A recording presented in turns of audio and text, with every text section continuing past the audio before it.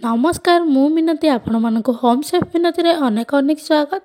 आज मु आपण मानक सह खेचुड़ी रेसिपी शेयर करी माने मीठा खेचुड़ी जहाँ आम साधारणतः पर्वपर्वाणी दिन में बनई थाउ। आपको बनैबा जी सहज आ शीघ्र भी सेमती बनी जाए। तो चलतु स्टार्ट करवा आज नुआ रेसिपी। खेचुड़ी बनैबाई ये मु बासुमती चाउल नहीं घर जमी आम भात रांधु से चाउल भी भल भाव हो जाए किंतु चाउल पुराणा होता दरकार नुआ चाउल खेचुड़ी भल भाव हुए। तो ये मुझे चाउल 2 कप चाउल नहीं आउे ये मुझे चीनी चीनी को ये आपड़ जी मीठा खाइबे से हिसाब से नब 200 ग्राम चीनी नहीं आम जी दरकार से पकेबा।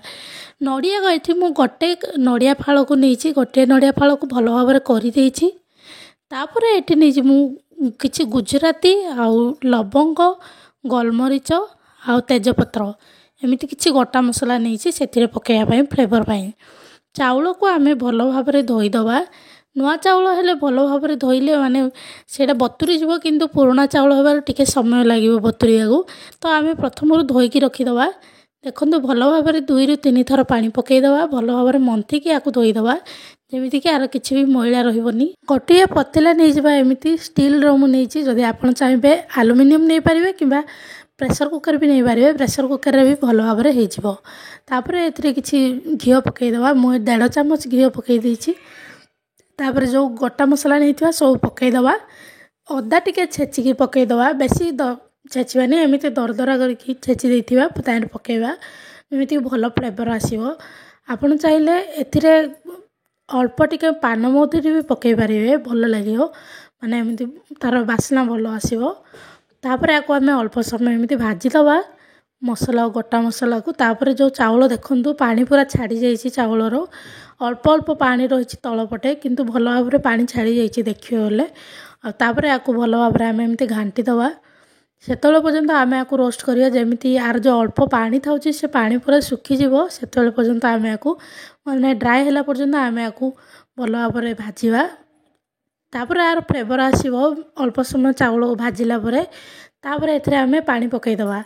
पानी आम 2 गुण पानी देदबा जी आम चाउल नहींचे पानी सफिसीएंट देते तलपटे लगनी पोड़नी से पानी देदबा।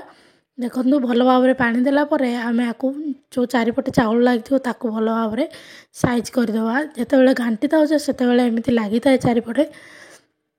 तापर या एमती ठंडा पानी कि गरम पानी किसी भी दे पारे एमती कवर करके 2-3 मिनट भितर ना एमती देखुवे टिके टिके जमीती कि यार चारिपटे जमी पानी बाहर को न आसिक उतुरबनी से ध्यान रखिए। तो एमती कवर बाहर करके अल्प अल्प समय देखिए घांटुवे जमीती तलपटे लगनी हेले जदि नुआ चाउल होता लगी था तो पुराणा चाउल से लगनी। तापर आम ए देख भल भाव अल्प समय फुटिला 5-7 मिनट फुटिला तापर आम ए लुण पकईदबा स्वाद अनुसार। लुण पकईला किसी समय आम तो रहा एमती फुटीज चाउल भल भाव फास्ट प्रथम लुण पकईदे एमती भल भाव हो तो से लुण पकईदबा। तापर जो चीनी नहीं चीनी आम जी मीठा खाऊे से हिसाब से चीनी पकईबा जमीती अधिक जदि मीठा हो खाइबा को भल लगनी। तो जे आम खेचुड़ी कले नॉर्मली मीठा रहिले ही खाइबा को भल लगे तो से आम चीनी भी पकईदबा। अल्प समय पर आम या 2-3 मिनिट कवर करदबा जमीती चीनी भल भाव मिलई खेचुड़ी रे। तापर आम ए जो नड़िया रखी से नड़िया को नड़िया कोरा रखी सब पकईदबा से पकईकी या आम भल भाव घांटी दबा माने मिक्स करदबा से चाउल सांगरे जमीती कि शीघ्र सीझीज। नड़िया सीझा बेसी समय लगनी से लास्ट पकईले भी हो तो पकईदबा एमती भल भाव मिसईदबा घांटी दबा भल से घांटिके आम या पुणी थे कवर करदबा। तो आम ए जो जहाँ आम पकईबार थिला सबुतक पकई देचे माने जो चीनी नड़िया जहाँ भी थिला सब पकईदेले एबे।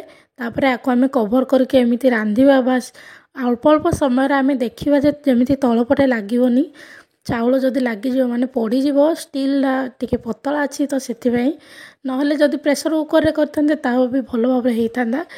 ତାପରେ ଦେଖନ୍ତୁ ଏବେ ଭଲ ଭାବରେ ହେଇଗଲାଣି ଅଲରେଡ଼ି ଖେଚୁଡ଼ି। ଅଳ୍ପ ଟିକେ ପାଣି ଏମିତି ଥିବ, ତାପରେ ବନ୍ଦ କରିଦେବା ଯେମିତିକି ହେଇଯିବ। ଆଉ ବେଶୀ ସମୟ ବସେଇଲେ ଲାଗିଯିବ, ତ ସେଥିପାଇଁ ଏମିତି ହେଇଥିବ ହିଁ ଆମେ ଓହ୍ଲେଇ ଦେବା ଆକୁ। ଟିକେ ସମୟ ଆଉ ଟିକେ ଅଳ୍ପ ପାଣି ଥିବ ଏମିତି, ତାପରେ ବନ୍ଦ କରିଦେବା ଗ୍ୟାସ୍।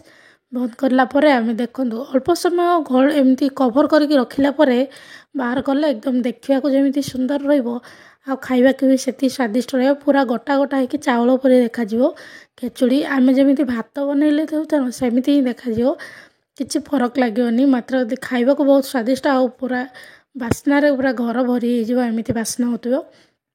ତ ଆଜିର ଭିଡ଼ିଓଟି କେମିତି ଲାଗିଲା କମେଣ୍ଟରେ ନିଶ୍ଚୟ ଜଣାଇବେ। ଆଉ ମୋ ଚ୍ୟାନେଲକୁ ନିଶ୍ଚିତ ଭାବେ ସବସ୍କ୍ରାଇବ୍ କରିବାକୁ ଜମାରୁ ବି ଭୁଲିବେନି।